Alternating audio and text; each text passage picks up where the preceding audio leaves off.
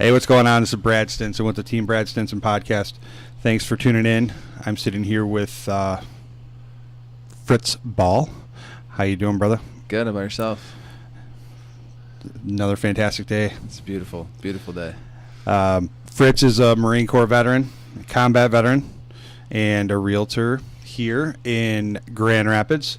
And his story is if you know Fritz, he's a very odd duck. He marches to the beat of a different drum. His story's a pretty cool one, and he wants to share it. So here we go, brother. Can't say I've ever had anyone actually call me an odd duck to my face. Well, you get that from me, bro. I got your back. So yeah, I guess going back long ways, really joined the Marine Corps because family kind of comes from a list of military people. What branches? Both my grandpas were in. One was in the Marine Corps, other one was in the Navy. Navy grandpa was in Korea, and my Marine Corps grandpa was in during a time of peace. What do you call that again? Peacetime? Very good. And he was a rifle range instructor, so kind of learned how to shoot from him back in the day.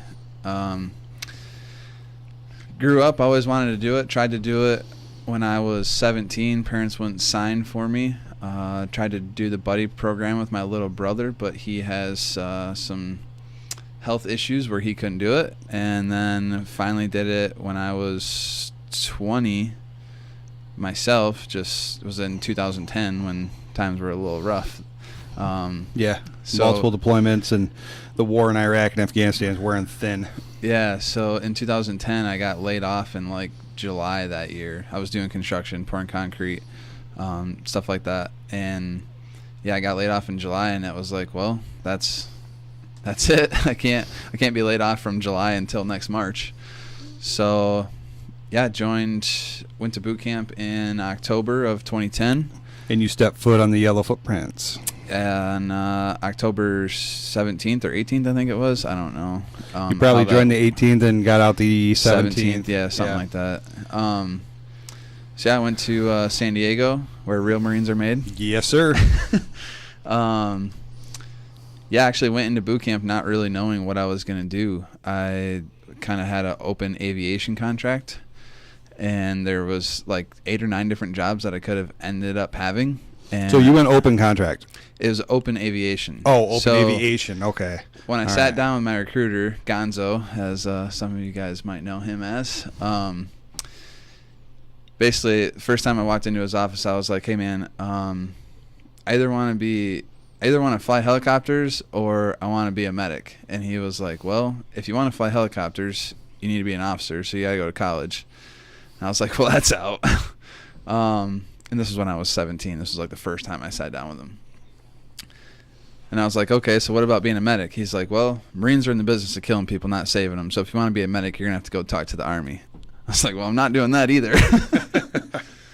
So then I actually looked at a recon contract, decided that I was not going to do that. And basically my only other options at the time, because there were so many people in the military at that time, there was actually very few jobs you could actually get. So I think my options were like mortarman, motor T, or open aviation. And I went with open aviation. Didn't know that it was a 5-year contract until a week before I went to boot camp. My recruiter did not tell me that. He was 5 years? 5 years. I Yeah. thought it was a 4-year, and then like a week before we're going, he's like, hey man, this is actually a 5-year contract. Just need you to sign right here. At the time, I was like, okay, whatever, not a big deal. And knowing what we know now, 4 years later, I was like, man, I should not have done that. knowing what we know now, a 5-year contract we all know is aviation. Yeah. Yeah. So, yeah, went through boot camp at, I don't know, what is it, week 10 or week 11 or something, they tell you your MOS. Or they like verify it. I don't know. I just remember we were doing like some McNinja bullshit, and they made us all like line up, and they called you up one by one, and they were telling us our MOS, our jobs, which most people already knew what they were doing. There was a handful of us that didn't know exactly what we were doing, especially like the straight up open guys. They had no clue what they were doing. Mm-hmm. So my drill instructor calls me up and he's like, "You're 7314 UAV operator." He's like, "Do you know what the fuck that is?" I was like, "No, sir." This recruit does not know, sir. He's like, "I don't either. Get out of my face." Like, are you shitting me, Yeah. Joker? so like we go back to the barracks and I'm asking people, I'm like, "Does anybody know what this is?" And no one knew what the hell it was. My senior drill instructor didn't even know what it was. Come to find out, it's UAVs, drones, UAV operator. And there's only like, I would say about 150 to maybe, there might be closer to 200 nowadays in the entire Marine Corps. Oh, nice. So, yeah, actually, it worked out great. So you got to fly planes just in a Kwanzaa hut here in the States. Negative. Okay. That's what you see in the movies, like the guys are sitting in the thing and they're flying overseas. There's a reason why I said that. I want you to explain that. Yeah, so basically we're inside of a metal box that sits on the back of a Humvee. It's like basically if you strapped a couple computers to the bed of a pickup truck, and Only in Lowell. there's enough room for two people in there. There's two computers, two chairs. One person controls the airplane, the other person controls the camera and the laser and stuff like that. There's a bench in the back that's, I think, is really more just a wheel well. Sleep. It's where you take naps. No, that's where the instructor sits, and that's like the most uncomfortable position because you're basically just like hunched up in a ball the whole time. You guys can't see Fritz. He hunched down into a ball. Yeah. It's pretty bad. And everyone that does it ends up with like long-term back problems, and yeah, it's great. Yeah, awesome. So, yeah, I went to school. Actually, when I was at SOI, MCT, when I was at MCT, I got held back because they didn't even actually know where I was supposed to go.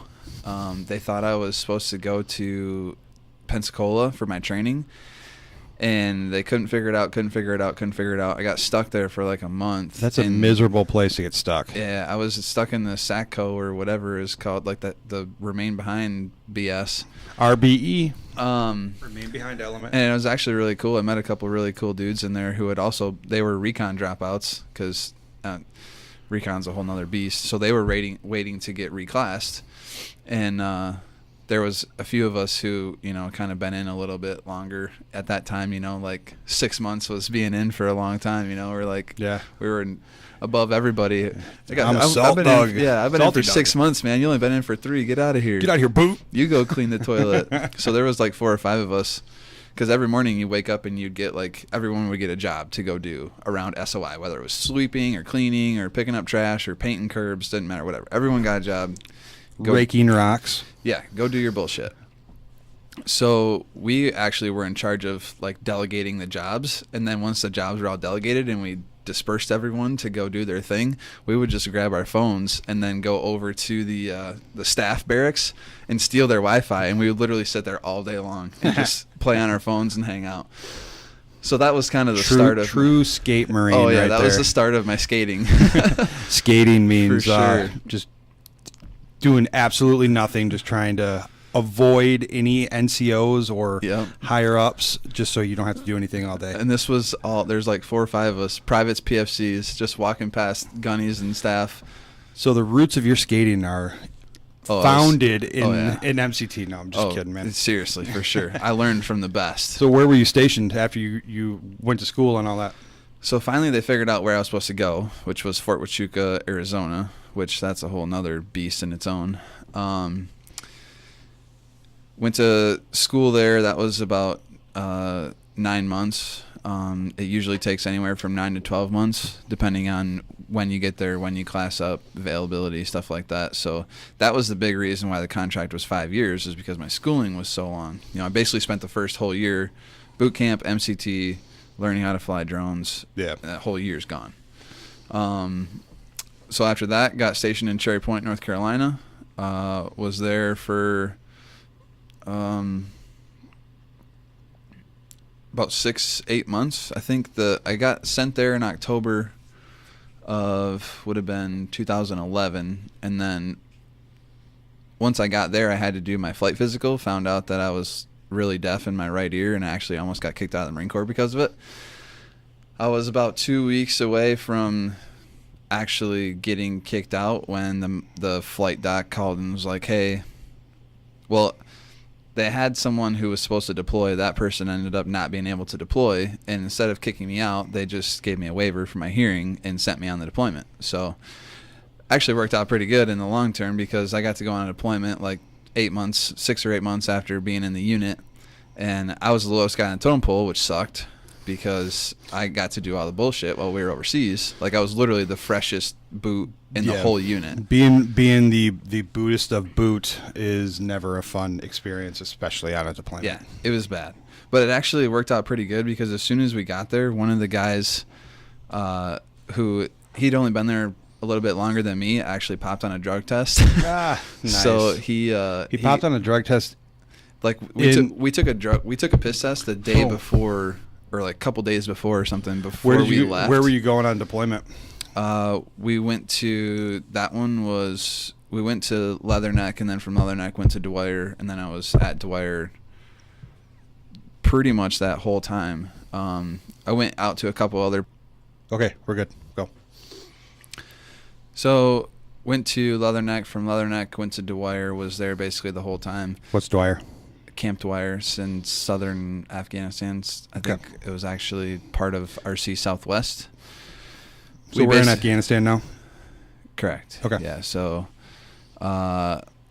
basically flew the whole southern part of Afghanistan. With your drones?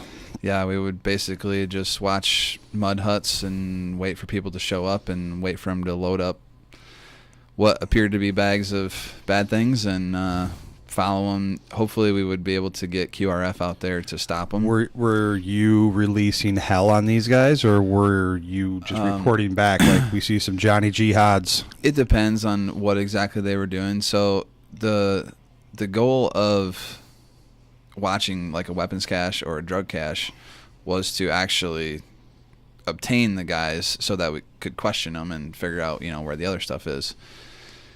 If guys were doing some stuff like on the side of a road, burying IEDs or whatever, that's a different story. If we're doing like convoy overwatch and then we find some guys doing some stuff, then yeah. But mostly was just watching weapons cache, drug cache, known locations, waiting for people to come pick stuff up. We would follow them, watch them leave, and then send QRF out to intercept them. And QRF is quick response force. Yep. And if QRF couldn't get to them in time, we literally follow them all the way to Pakistan, and we would mark their route the whole way so that we would know exactly what route they were taking. And if we found another car on that route, then it's probably the same situation. Gotcha. So yeah, spent 7 months basically watching mud huts and watch people come and go. And awesome. How many deployments did you end up doing? 2 deployments. So came back from that one in the fall of 2011, and then went again in the fall of 2012 through spring of 2013. And then that one was kind of all over the place. I was Leatherneck, Dwyer, went out to Sangin a couple times, a couple other little fobs, doing some other stuff, helping some guys fly what was called the K-Max. It's actually an unmanned helicopter. There's that now? Well, the Marine Corps had 2 of them, but we broke them. No way. When I was Marines breaking things. We broke one of them on deployment, and then I think they broke another one not long after. And I don't know if they even make them or use them still. But those ones are the ones like you guys see in the movies that you're thinking of, where you operate it with an Xbox controller, literally. So it's pretty cool. Use that for delivering food and water to fobs that were way out, and that was the only way to get stuff there. And it was actually way more convenient than sending a truck with Marines in it, when we can send an unmanned helicopter out with supplies to refuel these guys. And there's if a helicopter goes down, it's an expensive helicopter, like millions of dollars, but there's no lives lost. So yeah, that's cool. Yep. That's cool. So, tell me about the day you got out and how that transition.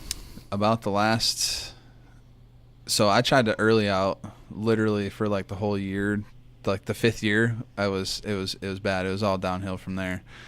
tried to do the early out, VERP, the voluntary early enlistment.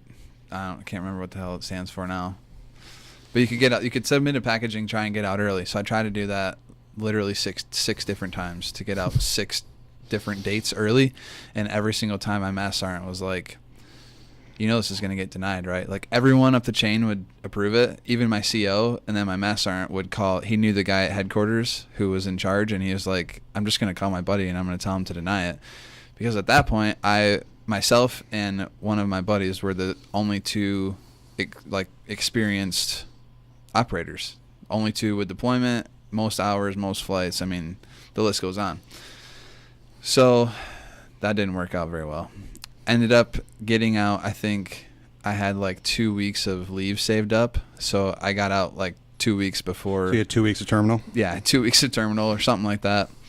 And I never, everyone thinks you have to get the checkout sheet completely filled out.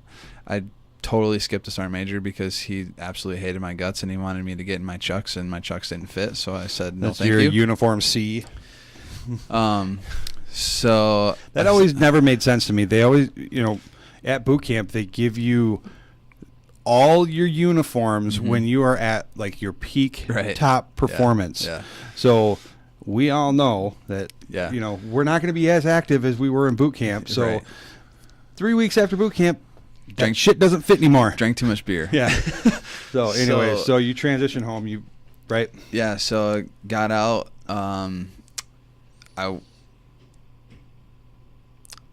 It was like 8 a.m. I went to the admin place on base. I can't remember what the hell it's called now. Got my DD-214. S1 shack. Yeah, jumped in the truck. Yeah, what time? It was like I went there that first thing in the morning. The day that I went at 12:01 a.m. At midnight. Yeah, because there's always an OIC or officer on duty. Oh no, I didn't. And they could sign it. I skipped. There might have been where you were at, but not at Cherry Point. There was nobody there. I didn't skip either. But I was pretty excited, man. I had truck, trailer all loaded up, ready to go. I actually picked up a couple dogs down there from one of my buddies. So I left North Carolina. It took me 24 hours to get home, so I had to stop every hour to let I had 2 little 8-week-old German Shepherds in my passenger seat with me. So I got home. It took me, the drive usually takes me 16 hours. It took me a full 24 hours. I stopped and parked in the Cedar Point parking lot and slept for 20 minutes, and that was it. Yeah. It's also, you're probably really enjoying life. Yeah. So as soon as I got home, which was my mom's house, got to my mom's house, parked the truck and trailer. Here in Lowell, Michigan. Yeah. Go. So yeah, in Lowell, back on the farm, I vividly remember going in the house, sitting down in a chair, because I was just exhausted from driving and dealing with the dogs and everything. I sat down in the chair, and I was so excited to just be home and just do nothing. And then I sat there for about 20 minutes, and I was like, okay, now what? I had no plan. I was signed up for a couple classes at GRCC, which I don't know why. It was just kind of like the thing to do. That was like the norm. You thought you had to do it? And yeah. I mean, when you're getting out, everyone's like, go to school, go to school, go to school, go to college. So I actually signed up for some classes and did some classes at GRCC, which I think kind of helped because it kept me engaged in doing something, gave me something to do. I forced myself to do it because I didn't want to get bad grades because I actually cared now versus it's weird, isn't it? High school. It's weird how you have a new outlook on life. Yeah, well, the Marine Corps, it's like you don't want to not do good, and then you don't want people to know that you're not doing good. So, yeah, after that 20 minutes, it was real eye-opener, You realize that you're right back where you started 4 years ago, 5 years ago. And it's like, oh, crap. Now what? But this time you don't have a job. Well, you got laid off. But I didn't have a job lined up coming back. The only thing I had lined up was school. And here, you're trying to live off $1,000 a month. It's different. It's different other places. But so yeah, back in mom's basement. That's the post-11 GI Bill. Yep. Housing allowance. So yeah, back in mom's basement, trying to live off $1,000 a month. Hey, at least you don't have rent. Yeah, so that was fun. So I did school for that winter. So the fall semester, spring semester, I did classes full time, no job. I basically just kind of did side stuff for whoever and kind of we're talking construction, just side jobs, just right? scraped around, just made stuff work, sold stuff, like stuff that I brought home that was useless. Just did really anything I could to make money. I mean, Yep. literally, my stepdad owns a construction company, and I would go like sweep the floors at his job site just to Make a buck. just to have gas money to go to school. So you're a realtor now, right? And That's another 20-minute story. how did you go from school and side jobs to I'm going to be a realtor today? So real estate had always been a conversation that I had with some people that I was in the Marine Corps with. One guy that I worked with, his wife was a realtor, and he was into investing and had rental properties and stuff like that. And I kind of always talked with him about it.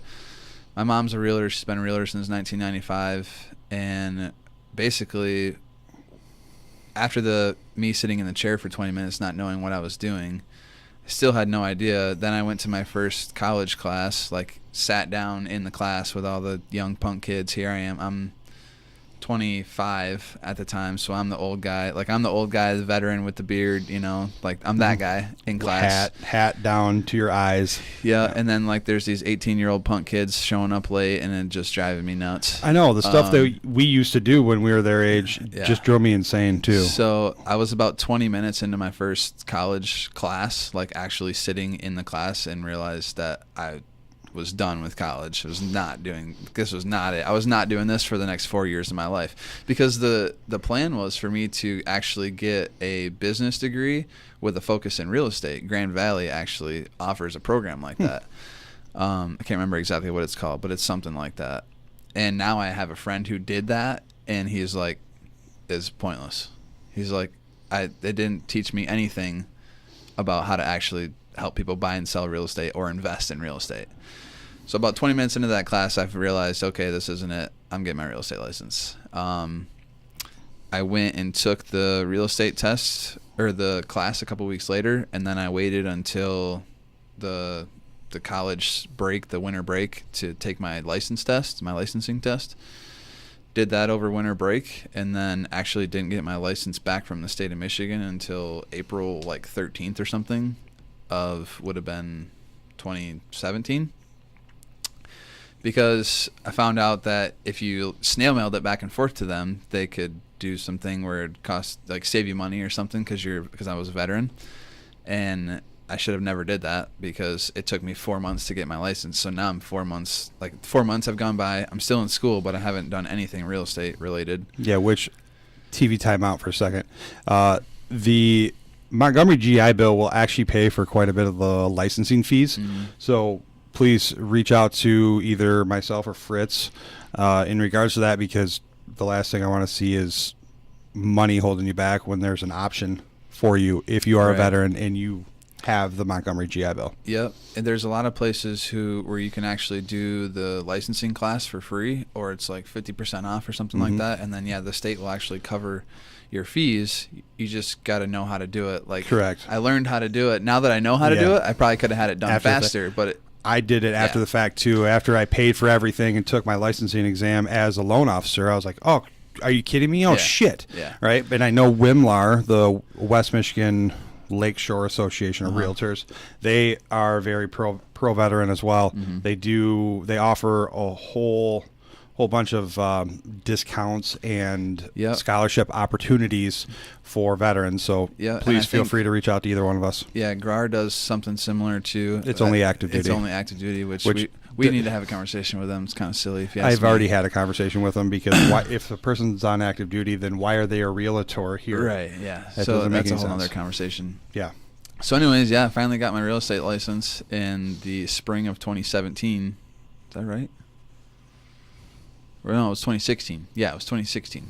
So spring of 2016, finally got my license and just started rocking and rolling, man.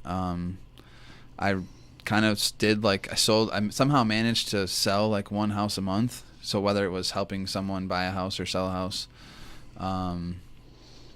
And then 2017 is kind of when things really kicked off for me. You know, I put in the legwork. I did the 6 to 8 months of bullshit so that I could finally reap the benefits. And 2017 was a really good year for me. It's not the bullshit. It's Well, it's just putting in the work. Yeah, you got to put in the work. It's like making you rake rocks in the desert. So, I mean, during that time, 2016, I literally, I would be up from 6 in the morning to 1, 2 in the morning. I listened. Gary Vee, I found Gary Vee, and Gary Vee was like a big influence, you know, and it's just like, you know, you put in the work, and shit happens, and people don't see that. They don't know. They think that you just, especially realtors, people think the realtors just fuck off all day, and you know. Well, that's what I think too. No, I'm just kidding. Yeah. Dude. I'm so, you know, it was tough. But yeah, 2017 was a really good year, and then now here we are, 2018. So awesome. What I was very happy to find you online, because it took me. This is that picture right there. Yeah, I have a Marine Corps flag in my office, and I posted something. I don't know what I posted on Facebook. You posted a video or one of your Realtor Recon videos or something, and I saw that in the background. I was like, dude, that's sweet. I need one of those. I think your words were, "That's dope, bro." Yeah. Where'd you get it? And you probably saw that. You're like, who's this? Yeah, I was like, what? And then I went to his profile, because that's what we all do. Don't lie. Yeah. You know, like, who is this dude? And I saw he's a Marine Corps veteran, realtor in Grand Rapids. Yeah. Shit. Yeah. You know, and once we touched base, it was perfect. Yeah. Like, we advocate on a daily basis, right? Yeah. Well, so me more so than you, because I do work and you don't, right? Yeah. No, yeah. So yeah, that was great. And you know, I think in the process of that, we ended up finding a Marine veteran inspector as well. Yes. So we have kind of like this little trio going of Marines. Yes, we need to find. And I actually found a guy who's a Marine who does well and septic and like pumps tanks and all that jazz too. So it's like one more, you know. Well, Michael Morris does that. He does well and septic. I think. He just started doing it. Was it? He does the water testing and some other stuff. Yep. So, but I at least have the guy pumps them too. This guy, he owns the pump company, and now he does the inspections. Awesome. So, what else do you have to say? Like, where are you heading? Like, what are you aspiring to do? The goal is, I did it. I recognize it now. The goal is to just try and help as many veterans as we can in any way, shape, or form. You know, as you know, I'm involved with another foundation. It's called Veteran MX, helping veterans, you know, deal with their issues that way and riding dirt bikes and hanging out. So what with is Veteran veterans. MX? Say again? What is Veteran MX? It's just a group of guys who are veterans who go out and ride dirt bikes every weekend. Where is it located? Time. The guy who started it is out of North Carolina. We have our own little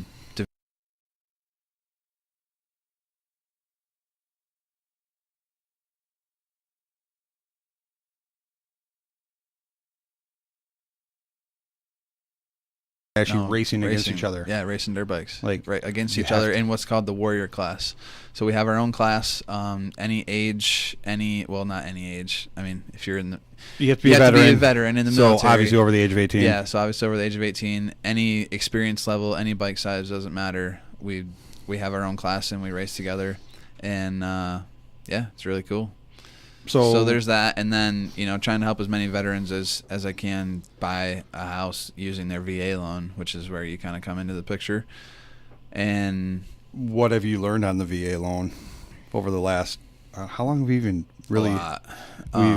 I think it was like February-ish is when we connected. How long have I been more focusing on VA stuff? I would say, January, February. So what, 7-8 months? Yeah. Well, what are we in? In October? No, it's August. Right? No, 8 months. Yeah. So, yeah. Like, what have you really learned about it? I mean, from pre-January, what were your ideas and about the VA home loan? You just knew it was there? Oh, man, you want to go like when you get out of the Marine Corps or the military in general, I mean, they tell you about it. Yeah, it's a They're thing like called it's TAMPS this, class. There's this thing, like there's a VA loan thing out there, but and it's guaranteed to all veterans. I really knew nothing about it, honestly. Yeah, and then I that's false. did a couple VA loans prior to meeting you and taking your class. I really didn't dig into it or understand it or how it worked, and now, I mean, it's its own beast. You know, it's there's so many other things. Like just the other day, you know, learn that if it's a veteran who wants someone else on the loan, I was going to say something else.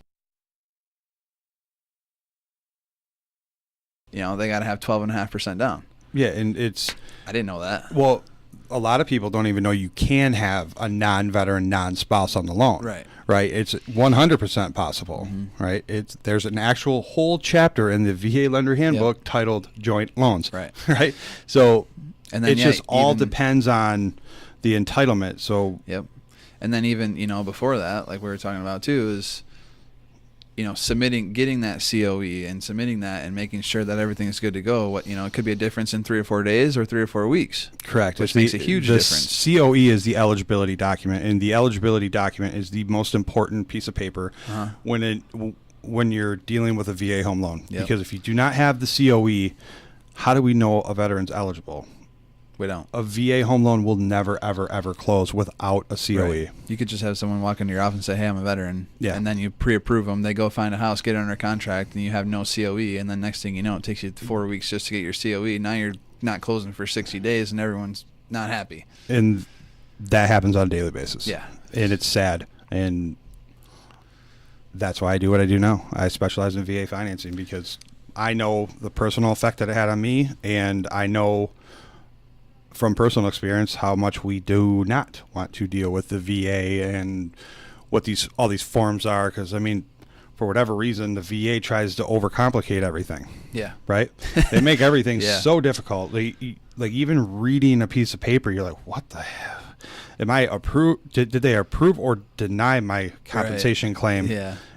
In what? That's a whole other conversation I know in itself right there. Right. So I guess to go back and answer your question though, like the long-term goal would be to have, and not because I'm thinking about it now, right?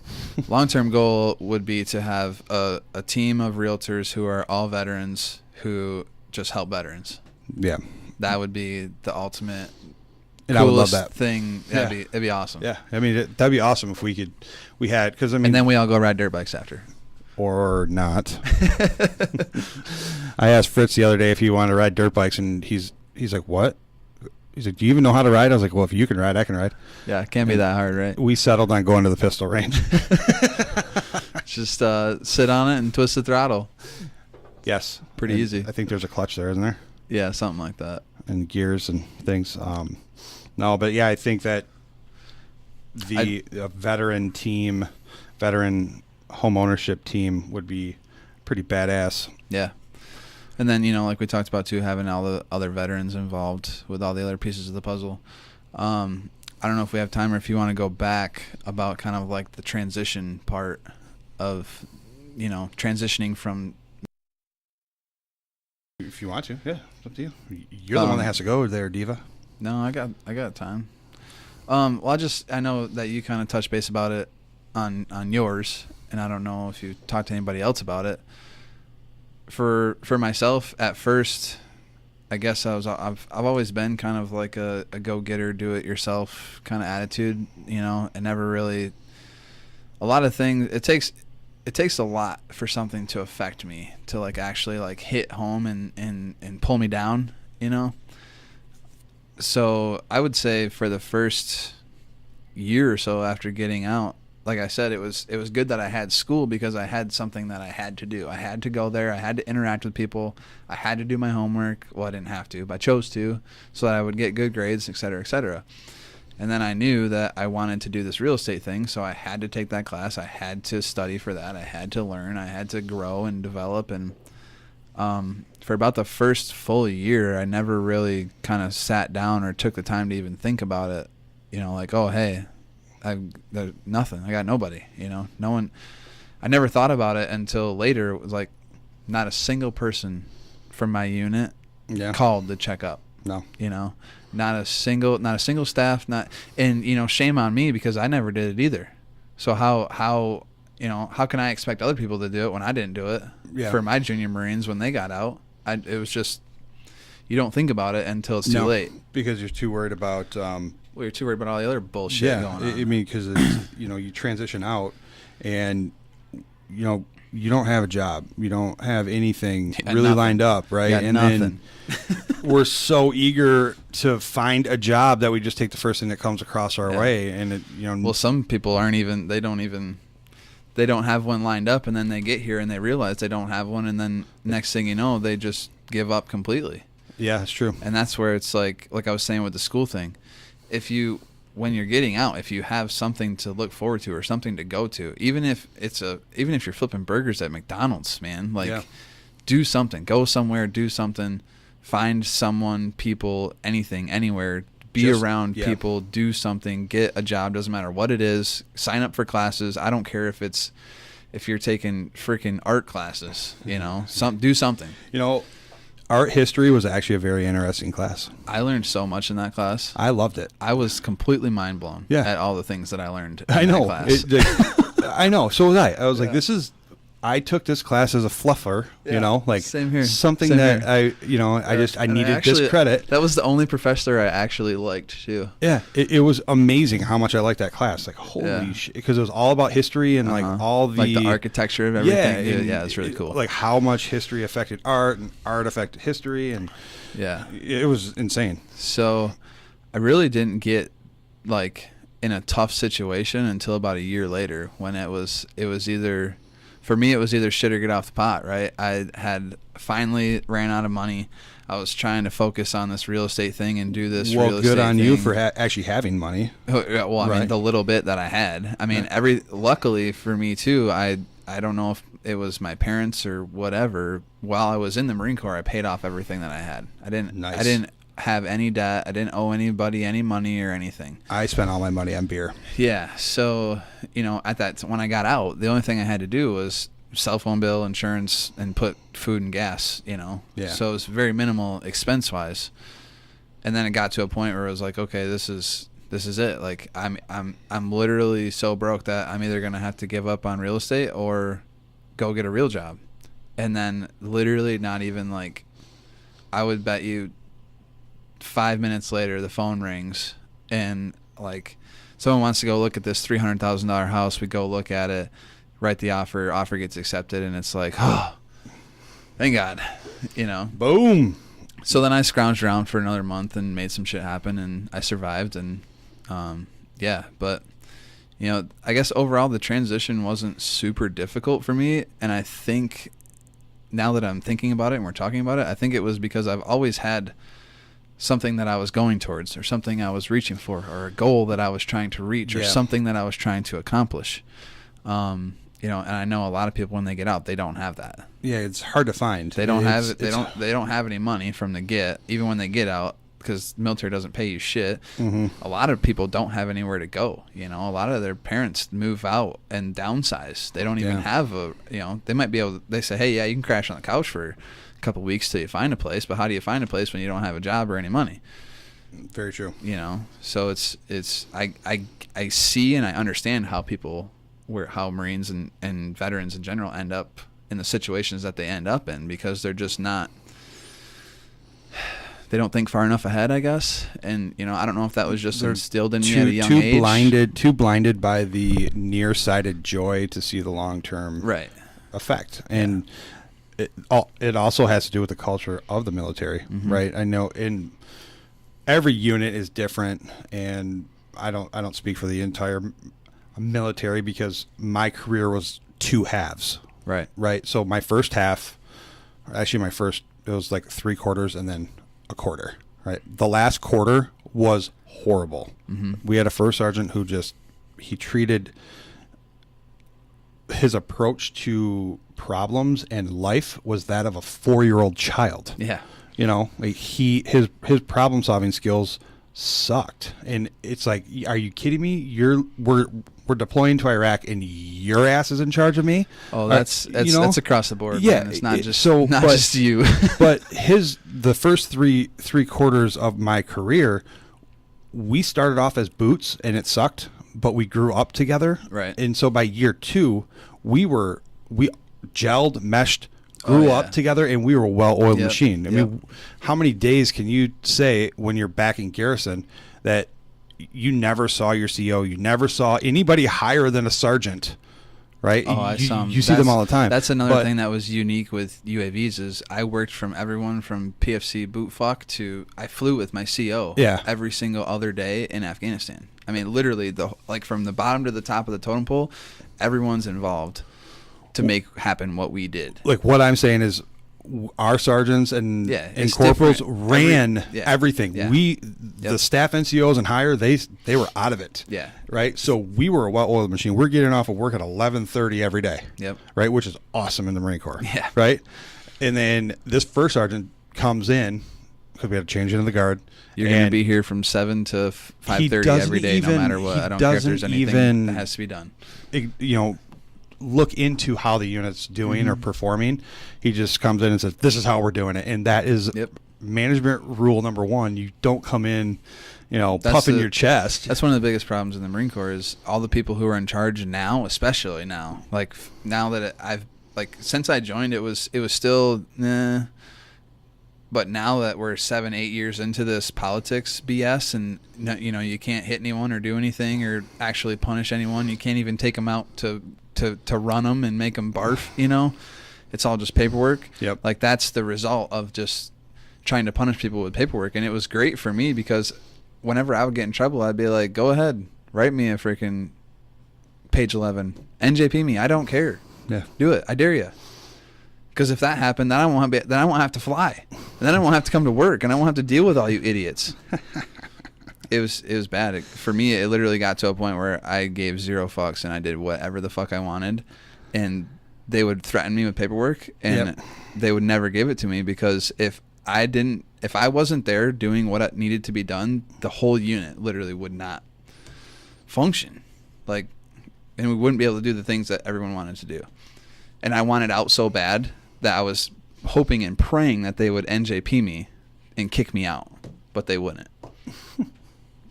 Good thing they didn't, because that really tarnishes your, whatever. But I already had it all planned out. Like all the Marines that I was in with, well, a lot of them got kicked out, and they all had it all figured out. Like you get kicked out with general other than honorable, you go do some community service, and you're good. They switch it to honorable after 60 or 90 hours of community service. Oh, and you're golden. Well, we're not teaching anybody listening how to do that. It might be different now. That was like 4 or 5 years ago. That's not the extent. That's not what we're saying. We're saying is, a lot of people when they transition out, they don't want anything to do with the military, and they were told what to do from the time even. They had no say in what time they woke up, to what they did throughout the day, when they got off work, so when, you just go through 4 years or more of that, it's hard to generate those thoughts on your own. Yeah. So I guess last thing we'll kind of end on this is I was kind of the same way as you. When I got out I would say the first 2 years for sure, whenever we would go somewhere, my girlfriend would be like, "Oh, do you get a military discount or whatever?" And I'm like, "Honey, shut up. I don't want, I didn't want people to know that I was in the military." Yeah. And it's not that necessarily that I was ashamed of it. I just didn't want.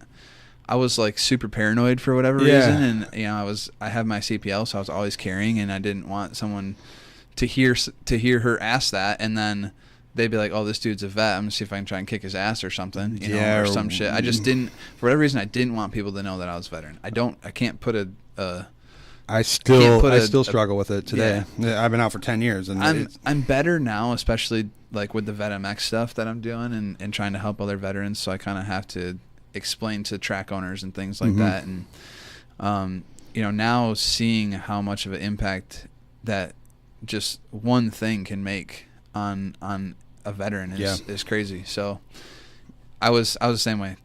First 2 years, didn't want anyone to know that I was in the military. Now I'm better. I still personally myself don't ask for military discounts. She does, but I don't know. So yeah. Yeah, I'm the same way, man. I still every once in a while will have that uncomfortable feeling. Can all the veterans stand up and be acknowledged? It's hard. It's a hard one, and the whole moral of the story is it's like when the national anthem's playing. It's like, what do you do?